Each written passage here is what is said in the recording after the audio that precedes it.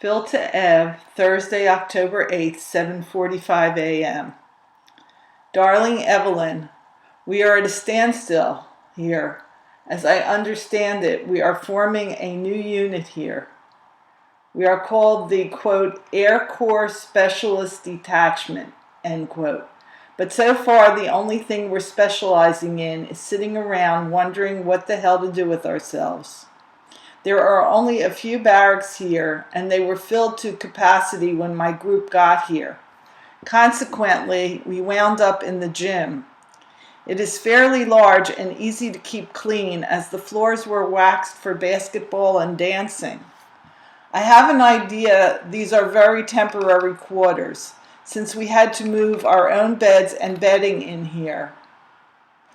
The only discomfort or inconvenience is the lack of foot lockers or any place to hang our clothes. Every time I need a fresh hanky or a pair of socks, I have to dig all through my barracks bags. But if things don't get any worse, I'll be plenty satisfied. To go back a bit, Tuesday night, after chow, I was told by the sergeant to pack all my things as I was leaving the following morning at 7:15. Next morning, 11 other fellows and I were taken over to the checkout station and told we were assigned to Olmsted Field at Middletown, Pennsylvania. I think you know how I felt when I heard that. Page 2. Honey, I was tickled skinny, especially when, on arriving at Harrisburg, I learned that Middletown was or is a scant 100 miles from Philly. But I'm ahead of the story. At the checkout station, I was put in charge of the group of 12 men until we got to camp. This entailed carrying the orders for the group, getting the railroad tickets, keeping the men in line on the train, telling them when they could eat their box lunches on the train, etc.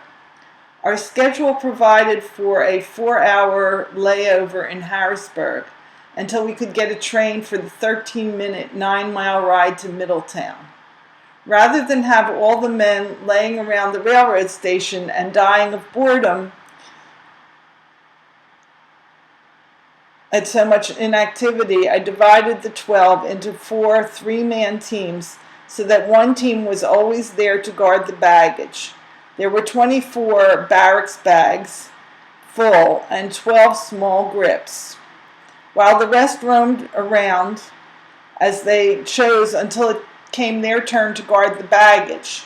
This worked out swell, and at 4:15 we were all there to catch the train to Middletown.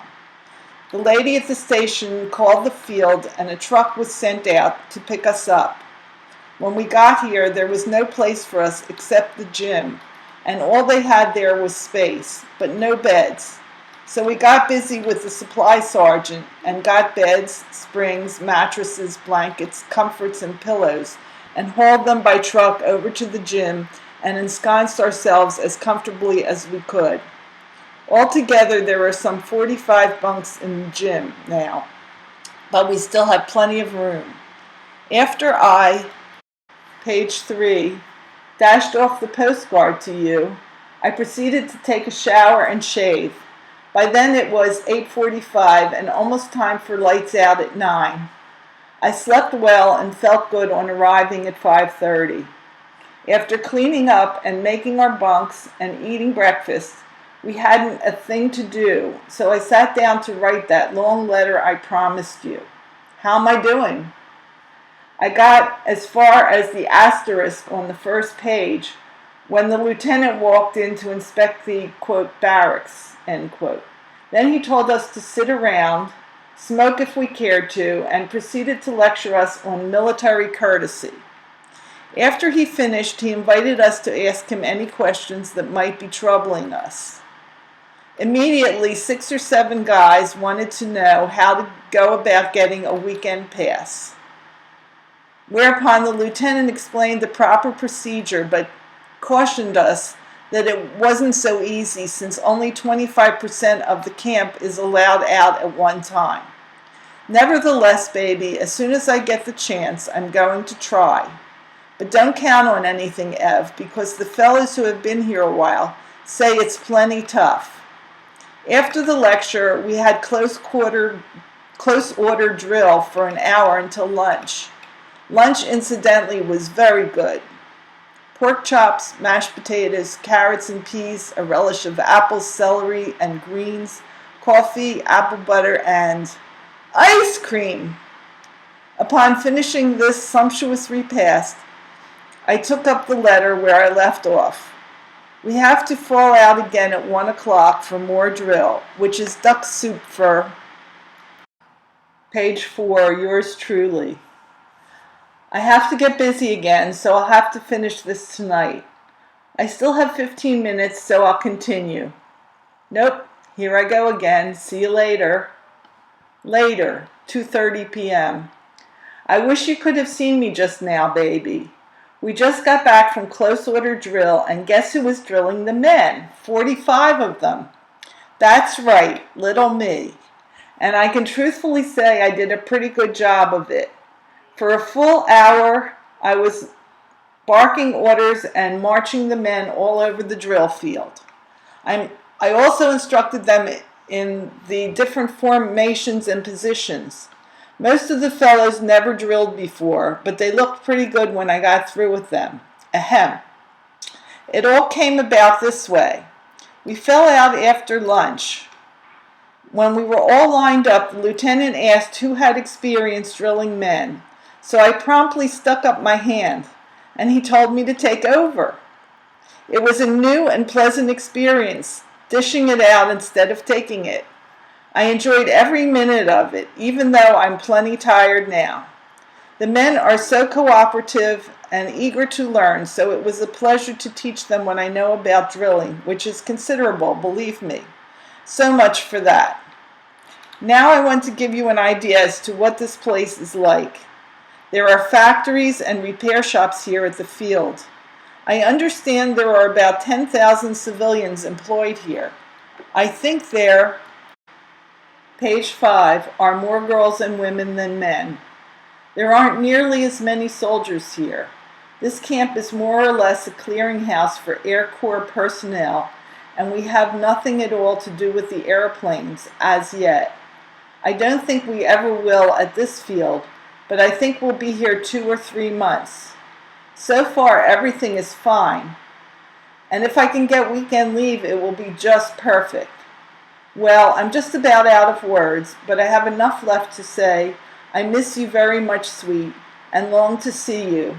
Give my love to all, and keep 'em flying and keep 'em sighing. Yours lovingly, Phil. Ev to Phil, October 9th, 1942, 5 p.m. Darling Phil, there is so much to write about that I hardly know where to start. Since I could not write yesterday, and since you kept your promise to write a long letter, I shall retaliate by writing twice as much as I usually do. First, I want you to know how happy I am about your being nearby. Even if you can't come home every weekend, I'm still satisfied knowing you are close at hand. Perhaps you will even be lucky enough to be here when it comes. Secondly, I know you have always wanted to be in the Air Force, so that's a dream come true. Page 2, even though you won't be a pilot. You will probably get a chance to go up sometime anyhow. It all sounds too good to be true.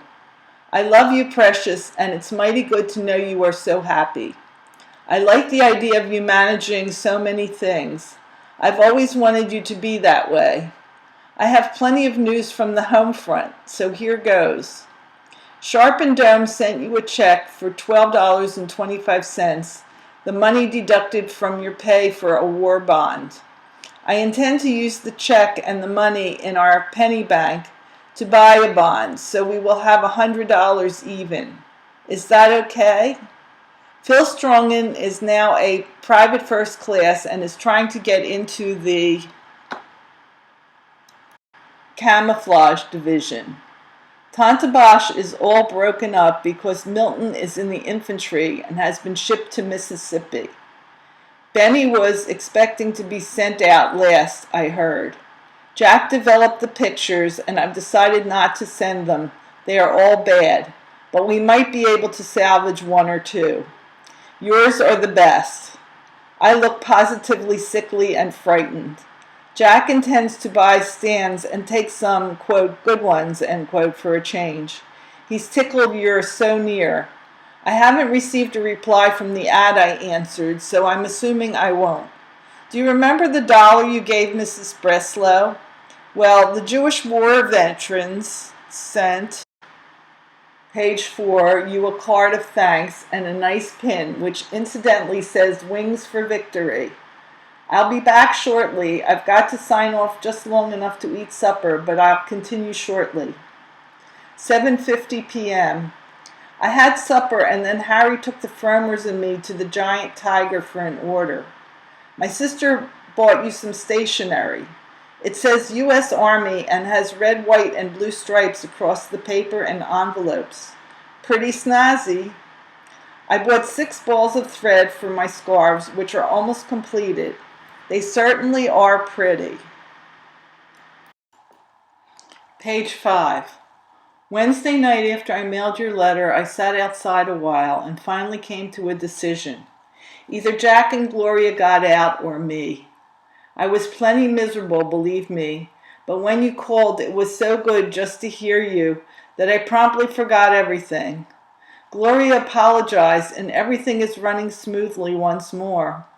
I'll explain what happened when I see you, and since things have taken a turn for the better, I think it's best to forget all that's happened. At least they both know where they stand now. Page 6. This darn pen is so lousy. How do you like my color scheme? I called Edna and Dottie and told them about you. Dottie hasn't been very well. She complains of a constant backache.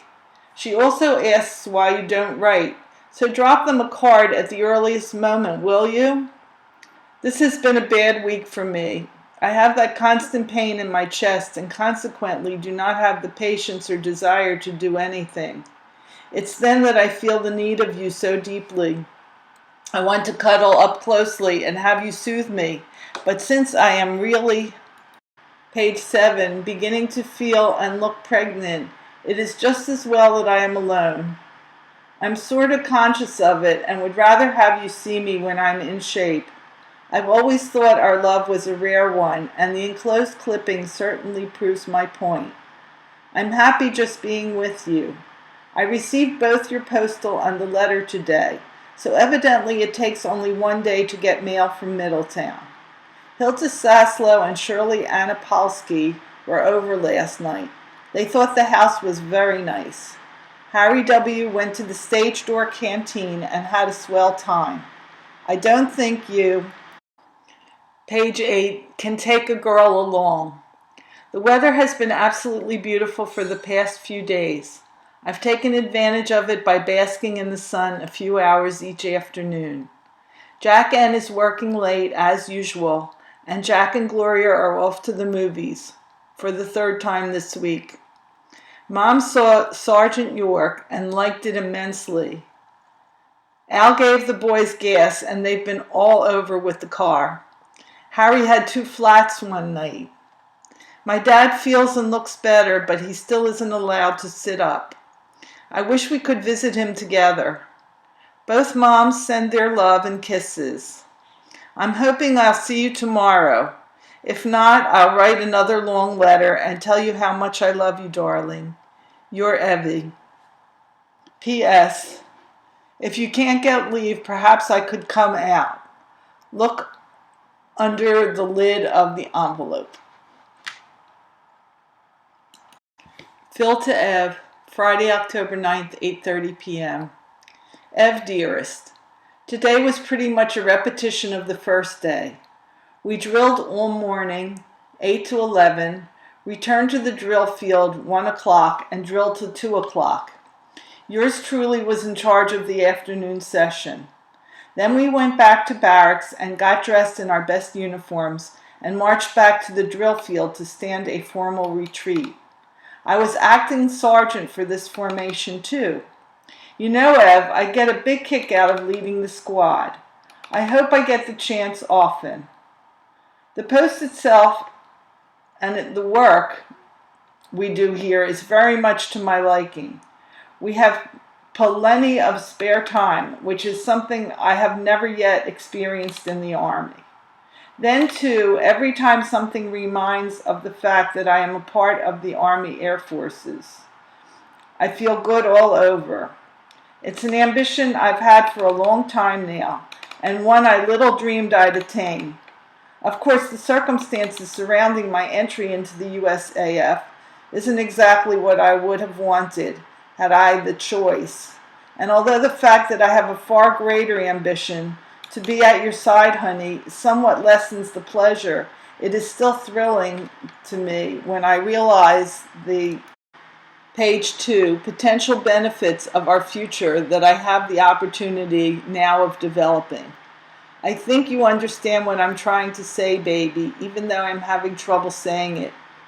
In short, you know what I think of the future of aviation, and I'm glad that I have the opportunity to become a part of that future. Why in hell didn't I say that in the first place? Now I think I have some good news for you, but don't quote me.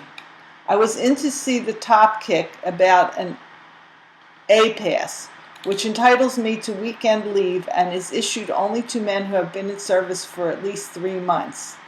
He told me to stop around and see him tomorrow, which all sounds very ducky to me. So maybe I'll get home this weekend after all. Maybe. I'm praying with all my might that I get that A-Pass tomorrow because I'm dying to see you and the family. By the time you get this, you will know all about what happened anyhow. Good night, Angel. Sleep secure tonight with the knowledge that your former boyfriend and present husband loves you above everything in creation. May the little one be a shining symbol of the love I bear you. Love to one and all. Always your Phil.